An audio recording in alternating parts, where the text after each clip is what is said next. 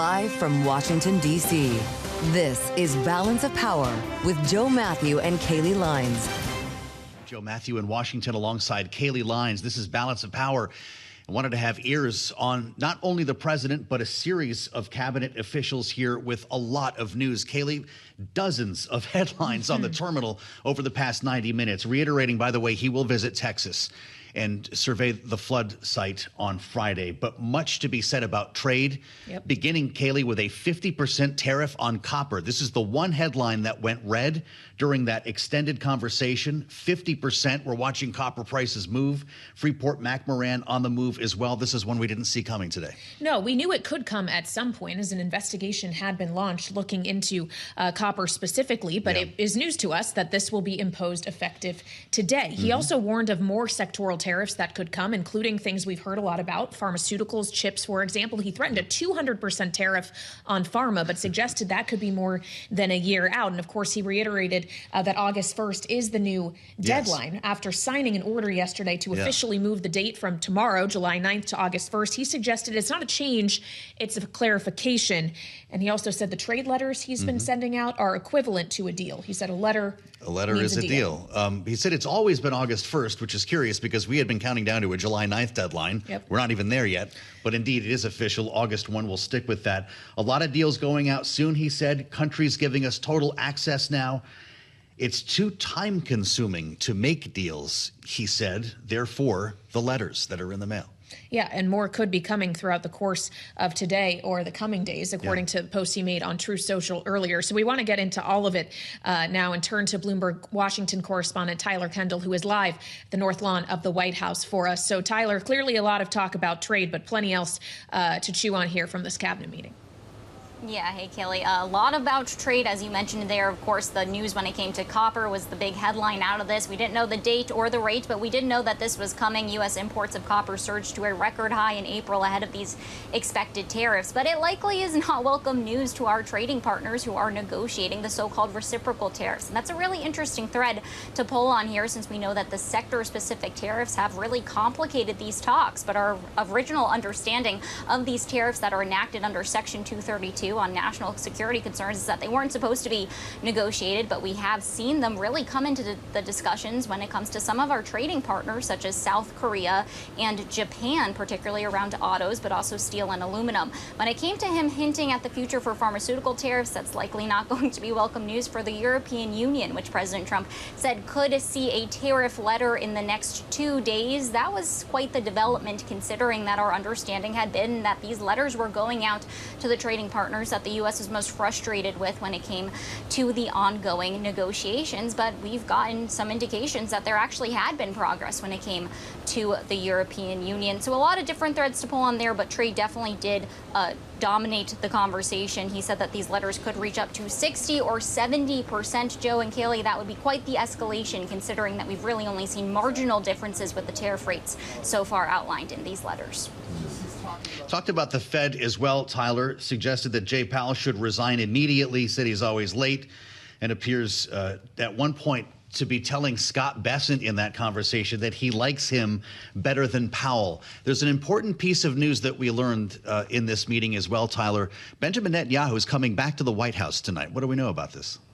Right. So according to the Israeli Prime Minister's office, they will be meeting here at the White House at 6 p.m. Eastern. Of course, this comes after the meeting that we saw yesterday, followed by that state dinner. And we did hear from the special envoy, Steve Witkoff, during this cabinet meeting, who said that he felt they were making progress towards this idea of a 60-day ceasefire. This is something that the Trump administration has put forward, but the discussions have, of course, been complicated. We did see Israel send mediators to Qatar over the weekend in a sign of support for the administration's plan, but we haven't really gotten updates on how this had been progressing, except for that Witkoff did say that they were nearing some sort of agreement that could see 10 living hostages released. As we await more details, we could hear later on from the White House about exactly how the future of negotiations are going to evolve. But of course, a significant development that the Israeli Prime Minister is coming back for a second meeting. Well, and Tyler, elsewhere in geopolitics, the president reiterating that he's not happy with Russian President Vladimir Putin right now after yesterday saying that the U.S. will continue to send defensive weapons to Ukraine after the Pentagon had tried to put a pause on that. Quite a shift in policy and tone. Right, exactly. Quite a shift, considering him saying that he is upset with the Russian President Vladimir Putin, and also praised Ukrainians for their bravery in his words. He did say that they are going to send additional weapon stockpiles to Ukraine. He didn't exactly elaborate on what kind of weapons, but did say that they would be defensive artillery. It was after this brief pause that you mentioned where the U.S. was assessing our stockpiles. Interesting to hear the President of the United States talking about the DIB, the Defense Industrial Base, which we often touch on, this idea that the Pentagon wants to see it revitalized, considering that a lot of the pushback, perhaps, when it does come to sending aid abroad has been from some of those conservatives that want to see our own stockpiles built up first in the United States. But the Pentagon does have some of these more bureaucratic methods when it comes to building up our industry. So President Trump, clearly they are trying to push forward some sort of momentum to get these sides talking. We do know that he spoke to Zelensky most recently on Friday. Joe and Kailey, the president saying that ultimately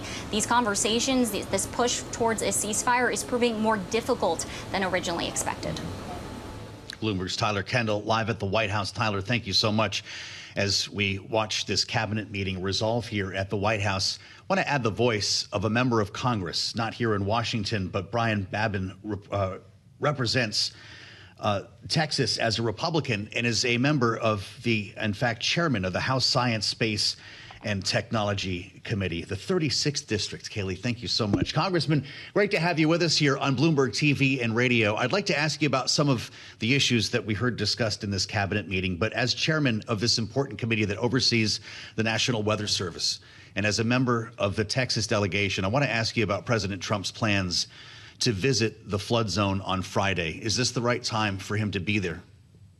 I think so. I think, we've already had Kristi Noem down there, the DHS secretary, the state of Texas, our Texas Department of Emergency Management, the governor, the lieutenant governor, my colleague in the House of Representatives, Chip Roy, who represents that stricken district, have all been there doing a yeoman's work.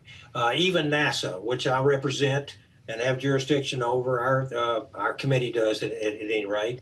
NASA has aircraft that are flying down there. Air National Guard has MQ-9 Reaper drones that are going up and down the river valley looking for people as well. We're in the part, this is the search and rescue. We're still in it. And we are determined to find everybody that was lost. And then we can start talking about what we can do to go forward. But we want to do things that will never allow this to happen again.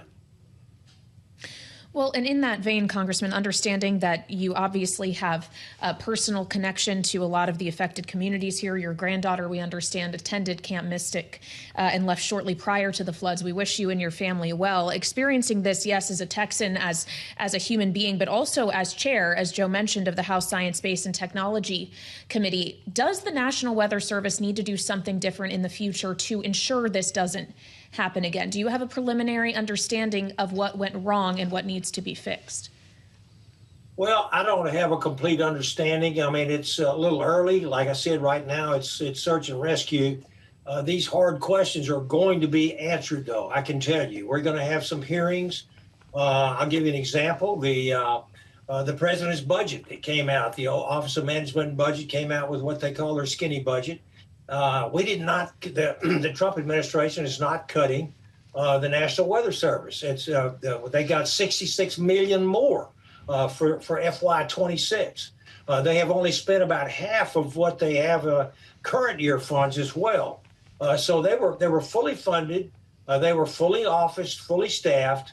The system, I think, is working as intended. We lost lives, and that means that absolutely we've got to do more.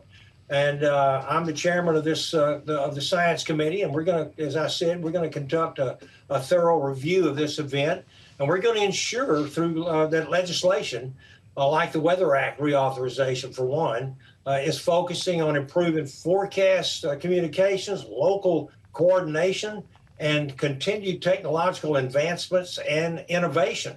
Our goal is going to be very, very simple, and that is to make sure that communities have every single advantage when severe weather does strike, and ensure that NOAA and the National Weather Service is able to meet those goals and protect lives and property.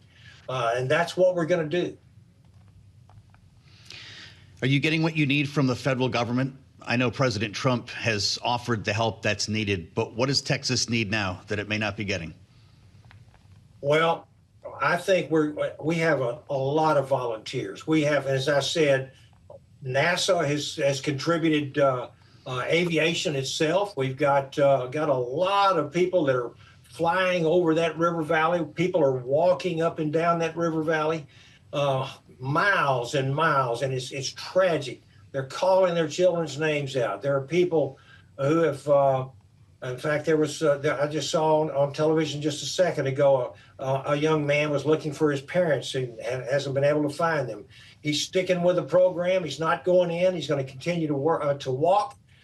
He wants to find other people's lost loved ones. This is what I think Texas is all about. And, you know, these camps, you ask about my history with these camps, and I can tell you these girls and boys camps have been there for a century. My father-in-law went there as a camper, a camp steward for boys. As you said, my granddaughter was in the first term of session at Camp Mystic, and I had a second granddaughter that was supposed to be in the second session. Wow! But she was diagnosed and she injured her knee, and she was unable to go to the second session at Camp Mystic because of a torn meniscus. This is the first time. It was a godsend. Wow! That we could say that spared her from who knows what.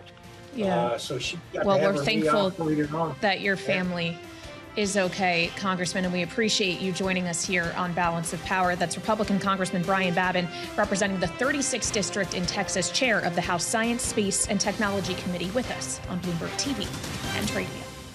The reaction we're seeing in Copper to the president's announcement during a lengthy cabinet meeting at the White House that just wrapped up moments ago, that 50% copper tariffs will be implemented effective today. Of course, that's not the only news the president made on the trade front. He also suggested that more letters are coming for trading partners, setting the rate of tariffs they will pay effective August 1st. And interesting, Joe, to hear him characterize the date change from what was supposed to be tomorrow's deadline, July 9th to August 1st, not as a change, but as a, quote, clarification, maybe. Yeah, maybe was the key word there. It was July 9th. I think the market's been pretty obsessed with that. It is now August 1st as of yesterday. He said more, too, suggesting that it's too time-consuming to make deals, and said that a letter means a deal. And this is where we start with our political panel today. Rick Davis is with us, of course, Bloomberg Politics contributor and partner at Stonecourt Capital, our Republican strategist, alongside Jeanne Zaino, senior democracy fellow at the Center of the Study of the Presidency and Congress. Great to see you both here, and thank you so much for your patience. This was a more than 90-minute long cabinet meeting. Rick, is Donald Trump getting bored with his own trade policy here? He says it takes too much time to make deals. Takes too much to make deals, but he's not going to change any more deadlines. But he's still thinking about new sectoral sanctions, made some news around copper, no telling what the futures are going to do now. And is still looking at some massive tariffs on the pharmaceutical industry a year from now. So, I mean, it is for a guy who's getting bored with them, he sure seems to be doing more and more and more around them. And so I think we are into a tariff cycle that will not end in his presidency. And so buckle up and get used to it. I think it's one of his favorite words. He said so, and it dominated, I think, the news coming out of this cabinet meeting. Well, so whether or not we want to characterize it as boredom, Jeanne, what about just the notion that President Trump seems to be losing patience, not just on the efforts to find trade deals, but also other deals he was pursuing, like an end to the war between Russia and Ukraine, as he also, again, in this cabinet meeting, expressed some displeasure with Russian President Vladimir Putin? Yeah, I think he made some news here on this Ukraine issue. Number one, he refused to talk about or to say whether Pete Hegseth had told him in advance about the pause on munitions to Ukraine. That was notable because he, the other day, as we know, told Vladimir Zelensky he did not know about that in advance. So the fact he refused to say, I thought, was notable. And also notable, to your point, Kailey, was the idea, to me at least, that a U.S. president was shocked that Vladimir Putin is not good for his word. And so to me, that speaks volumes about Donald Trump as somewhat of an optimist, and now suddenly seems to be shocked that he can't count on Vladimir Putin. I also think the third thing I would say about this is who is losing in the Trump administration on foreign policy? Those are the isolationists. This is a president who is now clearly gone with the hawks, both in Iran and now it seems to be as you look at Ukraine and Russia. And this is at a time when, of course, the isolationists and the far right wing of the MAGA are unhappy about another thing they talked about, which was Jeffrey Epstein. So not a good day or a good week for the more far right on the MAGA wing here.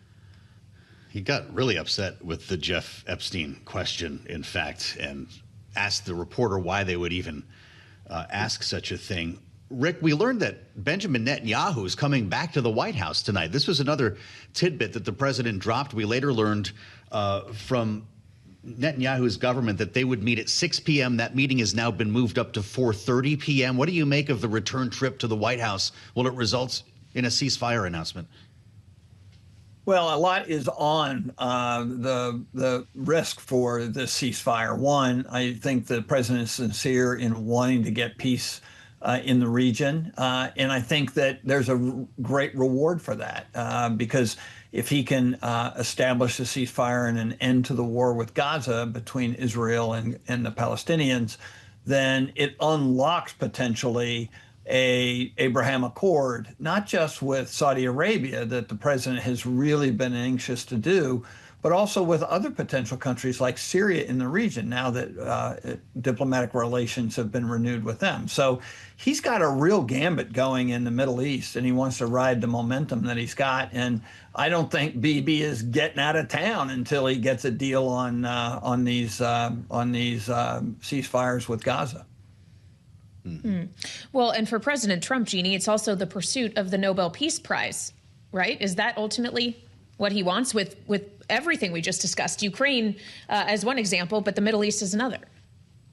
That's right. And we've also seen he would like to get it for the peace between India and Pakistan, however long that lasts. And that was one of the notable things we heard from Benjamin Netanyahu and the president last night. But to me, the most notable thing we heard last night was the question about the day after, when Donald Trump deferred to Benjamin Netanyahu, and then Benjamin Netanyahu talked about sort of a removal or a choice that Palestinians could make about their future, but left off that choice was a Palestinian state. And so, missing from Benjamin Netanyahu's idea of what the future and choices could hold is this idea of a two-state solution, which is probably the only solution we should be thinking about long-term, of course, as it pertains to the Middle East. And so that was, I think, the biggest news last night. And why Donald Trump is deferring to Benjamin Netanyahu on that, I think that's a major question that the U.S. and the administration has to answer.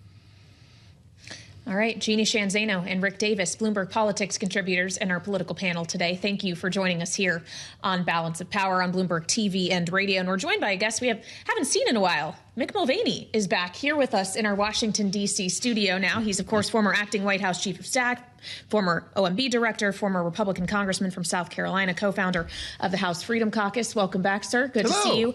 As always, with this conversation we just had, knowing that President Trump is fresh off of a massive legislative victory, the one big beautiful bill having passed, hard fought, yes, but ultimately passed by the deadline he wanted. Is the hardest work still ahead of him with everything we've just discussed, trying to get what he wants on trade in the world in terms of geopolitics? The hardest legislative work is done. I don't see anything else passing of any real significance. Now, they do have another reconciliation bullet. I know that's real deep in the weeds, but keep in mind there's actually 2 chances at reconciliation this year. So they've got another sort of bullet in the gun if they decide to try and do something else with reconciliation. I've not heard much about that. But I think the legislative work is done. Everybody knew once the big, beautiful bill passed, that was pretty much the end of it. So now it shifts back to what Trump really likes doing anyway, which is the executive stuff. Look, is going to be dealing with Vladimir Putin hard? Yes. Is trying to negotiate peace in the Middle East hard? Yes, it is. Is it harder than the one big, beautiful bill? Probably. So listen, it's not going to get easier, but it's not an easy job to begin with. But I think the legislative work is probably finished. Certainly the appetite, I think, in the House and the Senate to do with anything else that matters. massive is very, very low. They want to start running for re-election. But there's going to be a lot of stuff to do, to your point. I want to ask you about the influence or lack thereof of the Freedom Caucus, which you helped to found. Yeah. You watched all of this unfold last week, from Andy Harris to Chip Roy. Hell no was the answer. We're not going to get jammed by the Senate.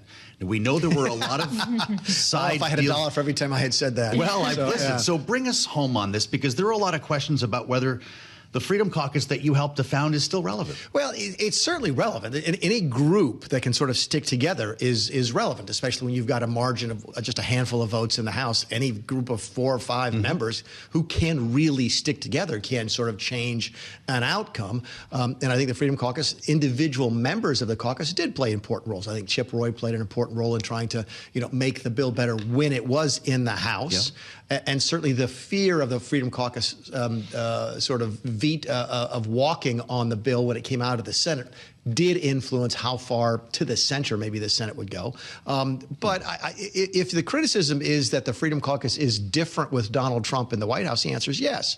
It is. We started as a fiscally conservative group. If Barack Obama had offered that exact same bill, I don't think that the Freedom Caucus would have supported it. Now they are the sort of the foot soldiers for the Trump presidency. They have been since the first term. So they are less about spending now and more about MAGA. One of the pieces I read that I thought was very insightful was that this is absolutely Trump's party now. Okay, it is. There are still going to be folks talking about spending less money and all that and efficiencies and so, but this is Trump's party. Whatever Trump says Republicans are for now, the party is for. We are now for massive tariffs on copper, period. Wow, End of story. Until next week when we're not, right? But right now we are. And I think the Freedom Caucus is along for the ride, just like everybody else. But on the subject of spending cuts, which obviously they did not get as many as they wanted in the reconciliation bill, do you see real opportunity for them to get it elsewhere in the form of rescissions? Because we aren't necessarily seeing much advancement on the rescission package that already passed the House and the Senate. Major question as to whether you can get adequate support. I will buy Joe dinner if the Senate passes that rescission package. What about Kailey? So, well, if I say I'm going to buy a nice young lady dinner, people are going to accuse me of being inappropriate. So, I'm going to no, I'll buy Joe dinner but whatever. Look, no, the rescission package is not going to pass. Just this one, or no? Will any? No, I don't think any of them will. Because Democrats are needed to write a budget. Here's why. Okay, spending is bipartisan. It has to be, because a spending bill takes 60 votes in the Senate. A rescission vote only takes 50. Okay, it's a special rule. It's another one of those. It's like reconciliation in that sense. So if you're a Democrat and you cut a deal with the Senate, your Republican members just a year ago to get a spending package passed, and then the Republicans go off by themselves without you and sort of thumb their nose at you and say, well, we're gonna undo this spending that we just agreed to. What do you think that does for next year's spending package? It kills it. Then you end up with CRs and all this kind of stuff. We talked about, is there any other legislation going to get passed? No, and especially if the rescissions package passes. Keep in mind, and I lose track of the days, I think the rescission package dies July 18th. Okay, yeah, 9 days. I had 10 days in my head or something, whatever it is. So look, Washington is always better at doing nothing than doing something. And if the Senate can sit on their hands for the next 10 days and say, oh, well, we just ran out of time on rescissions, I just don't see them doing it because of the dynamics within that building. Do you believe Donald Trump when he says August 1st, even if this was always the date, doesn't move again? There's no extensions? I think somebody said yesterday, it might have been on this network, that the market just has given up now. They throw their hands up and they don't even listen to what Trump says anymore because they don't rely on it. If you relied on July 9th, then you're off. You can't invest based on that. That's right. You can't invest you can't trade at least based on the August 1st. Throw your hands up and say, look, it's gonna come as it does. Do I think the August date can change? Sure, it should. Did I predict that the July 9th date would change? Yes. Why? Because this is the reason no one else got. He doesn't like strange numbers. He doesn't like July 9th. He likes July 1st. He likes July 4th. He likes August 1st. They're easier to sell. It's a black and white. It's sort of thing. July 9th is what is that, like a Wednesday? It's tomorrow. Yeah, tomorrow, Wednesday, yeah. No. That's not good for news. That's not good for marketing. So look. That's why he brought Japan from 24 to 25%, right? Well, listen, we talked about it. You joked. Did he do that, by the way? I haven't heard that. Yes. So I go back to 2017 when we're trying to negotiate the corporate taxes on the first tax cut. And I think Cohn came back. We wanted 20%. And Gary Cohn and Stephen Mnuchin, who were leading the negotiations, came back and said, well, Mr. President, we think we get 21. He's like, 21? 21? I can't sell 21. 20 or 25? 20 or 25, guys. Wow. It's not 21. So yeah, that's how he operates. It works for him. But the point is, You can't trade off of it. Could August 1st change? Yes. It's not going to be August 8th. It could be September 1st.